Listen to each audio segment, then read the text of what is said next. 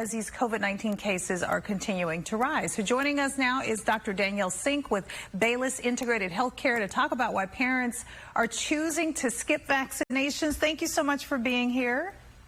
Well, thank you so much for inviting me to talk about this important risk to children's health. Yes, it is very important. I wonder, are you guys talking to parents who are opting out? And if you are, I'd like to know what they're saying specifically. Well, I think one of the biggest concerns is parents are really appropriately afraid to bring their child into a doctor's office worried there's some kind of exposure.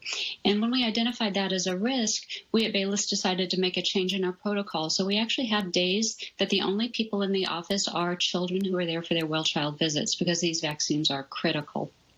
So they're scared to bring the child in for the vaccine. Let's talk about the risks of not taking your kids in for those shots that they need at that particular time and maybe just waiting later to do it. Is that a huge risk just to wait a little bit later?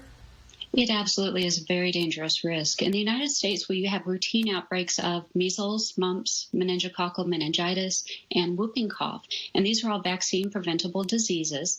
And while children aren't at real high risk of COVID infection, they are at very high risk of these infections. So if we have an outbreak in a family or a daycare or a school setting, then it could be just heartbreaking.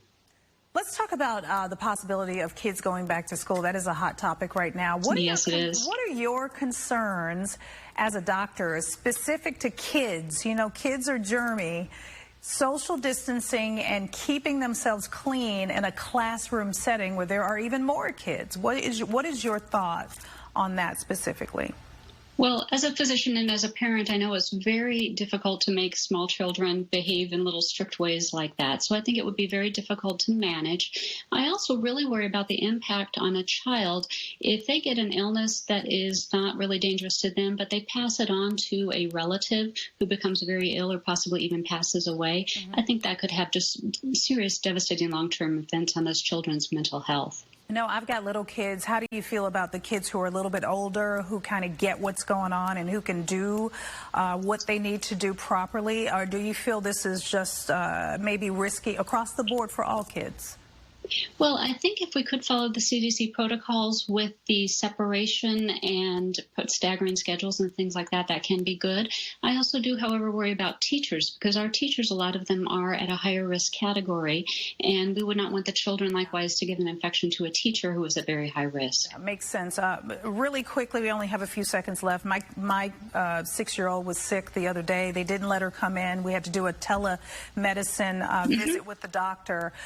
And then after we did that, they immediately scheduled her vaccines for a couple of weeks. I'm wondering, for people who are maybe on the fence, what are you doing to get them to go ahead and make it? Maybe the parents who aren't saying no, but just haven't thought about it because of everything going on. Well, one thing we at Bayless are doing is really talking about how we are making those vaccine visits safe and how important it is. And it's so important that even some of the insurance plans are actually offering parents bonuses to get their child in and get caught up. So that's how critical this is for children's health. Doctor, good information. Thank you so much for giving us your time this morning. Be safe. You too.